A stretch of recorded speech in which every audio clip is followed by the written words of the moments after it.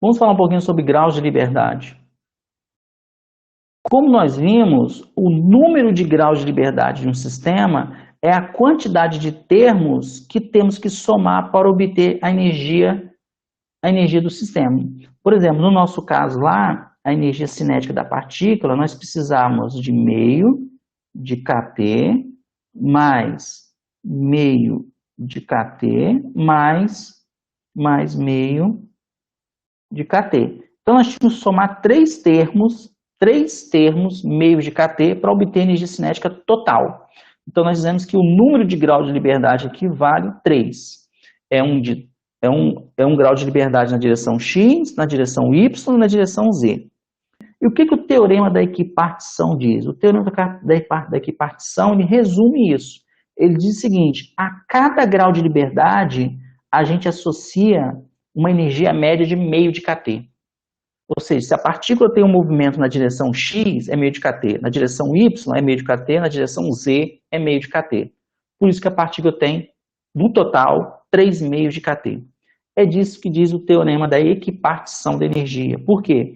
A energia ela se divide igualmente entre os graus de liberdade do sistema. Então, se o sistema tem 3 graus de liberdade, serão meio de kT para cada um deles.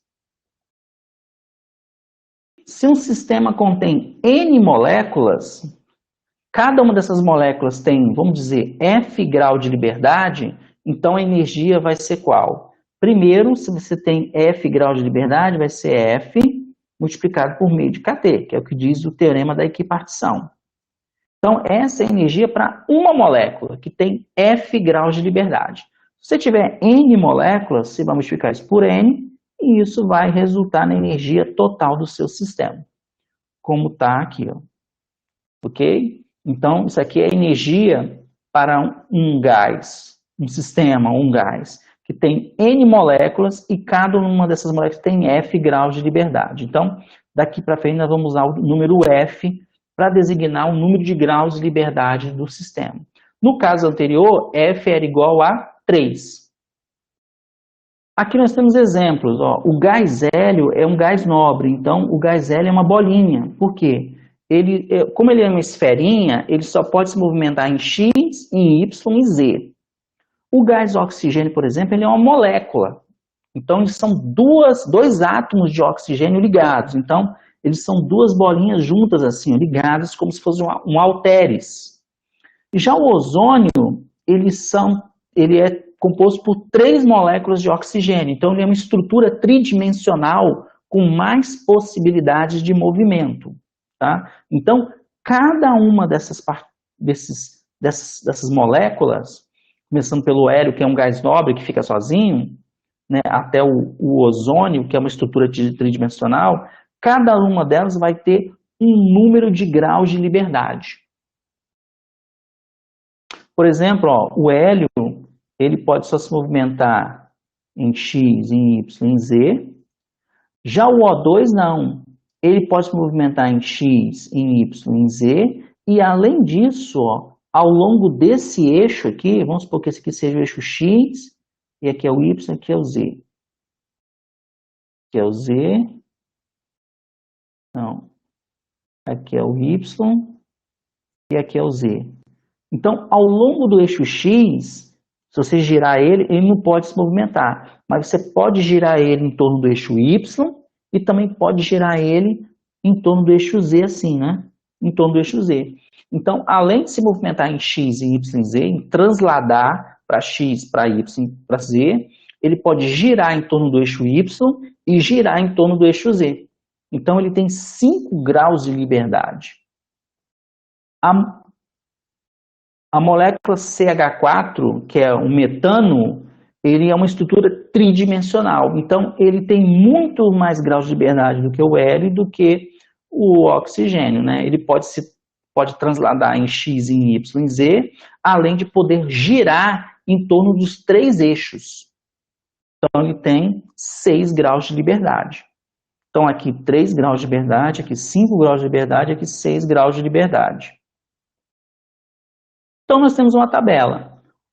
As partículas que possuem somente 3 graus de liberdade, que é o caso do hélio e de todos os gases nobres, hélio, neônio, xenônio, eles vão ser gases monoatômicos. As partículas que possuem 5 graus de liberdade, que é o caso do oxigênio, são parecendo uma halteres, vão ser gases diatômicos.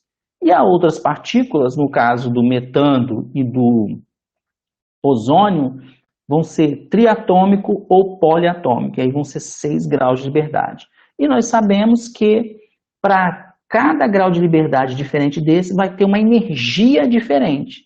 Vamos lembrar que energia vale NF meio de kT, onde F é o número de graus de liberdade. Então, se F for 3, dá 3 meios. Se F for 5, 5 meios. Se F for 6, 6 por 2 dá 3 e dá 3.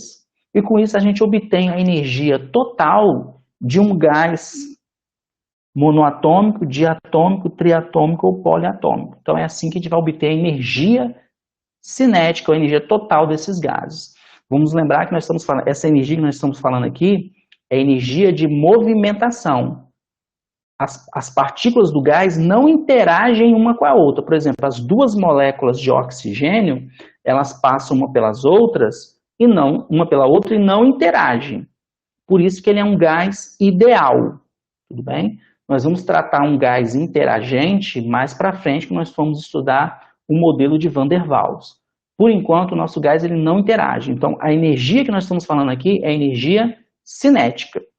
Então, esse U aqui é energia cinética. Então, aqui está, ó, energia do gás monoatômico, 3 meios de NKT, e energia do gás diatômico, que são as duas que nós vamos trabalhar mais, que equivale do diatômico 5 meios de NKT.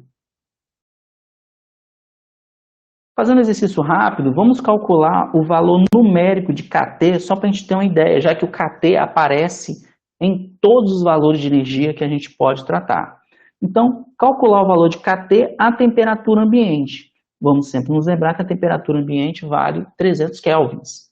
Então, pega o valor da constante K, constante de Boltzmann, que é 1,38 vezes 10 a menos 23, e multiplica por 300. Note, é um número muito pequeno, multiplicado por um número que é da ordem de 100. Então, o valor dessa conta, kT, vai dar 4,14 vezes 10 a menos 21 joule.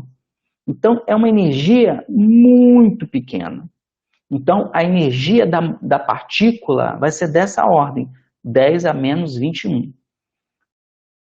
Para melhorar, o que a gente faz? A gente não trabalha com joule, porque joule é uma unidade de energia muito grande. A gente converte para o eletrovolt. Vamos lembrar que 1 eletrovolt ele é igual a 1,6 vezes 10 a menos 19 joule. Então, convertendo de joule para eletrovolt, é só pegar esse valor e dividir por 1,6 vezes 10 a menos 19. Fazendo isso, nós vamos obter um número que é da ordem de 1 sobre 40 eletrovolt. É bom lembrar isso para você ter uma ideia de grandeza, né? Pelo menos o kT à temperatura ambiente.